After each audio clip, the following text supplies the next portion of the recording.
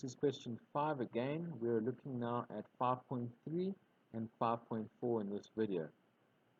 First, 5.3 asks us to modify the QRY 5.3 query to appear as shown in the example below. So let's first open up this query and see what it looks like. So in comparison, the example below says packages, query 5.3, and then sum of installment. Here it just says installment. So we're going to have to do something inside here with this totals row. So if we looking at this totals row, first of all, if we look at their packages, they've only got DHCP1, DHCP2, DHCP3, and 4. So what we need to do here is under criteria for packages, we're going to say like DSTV, and then we're going to put in a wildcard so that it can accommodate all the numbers. So if I run this now, you will see DSTV1, 2, 3, and 4.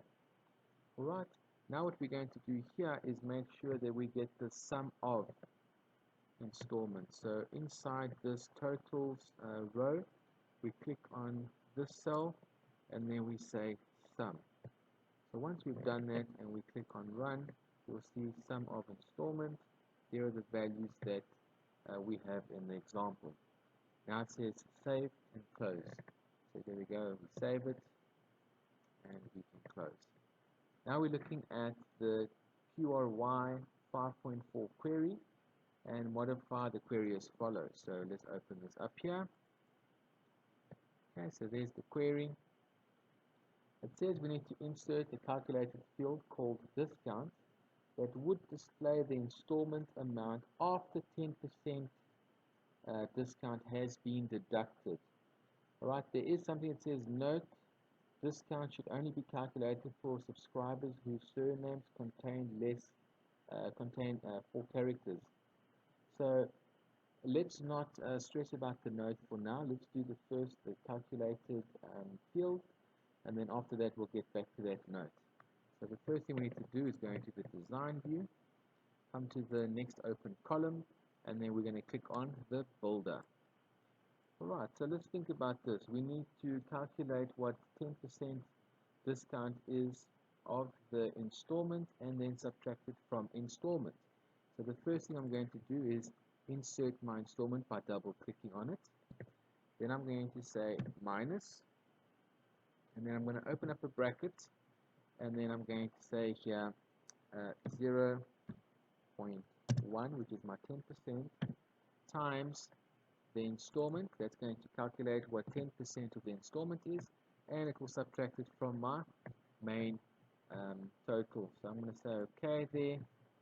Before I finish this off, over here at expression 1, I'm going to change it to discount. Alright, and then the last thing here by format, because I'm dealing with money, I'm going to come here and say currency. When I run this, you'll see there's the discount. So the installment is 1,668 minus the 10%. Here's the new discounted value. But now if we look, we've got a lot of people that have surnames longer than 4 characters. And now remember that note said discount should only be calculated for subscribers whose surnames contain 4 characters. So if you look through here, we're only looking for clients like these that only have the 4 characters in the surname.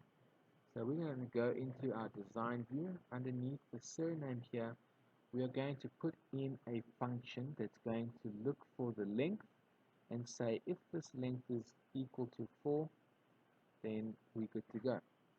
So I'm going to go to the builder. Inside the builder here, I'm going to go to the functions, built-in functions, and then I'm going to look for string.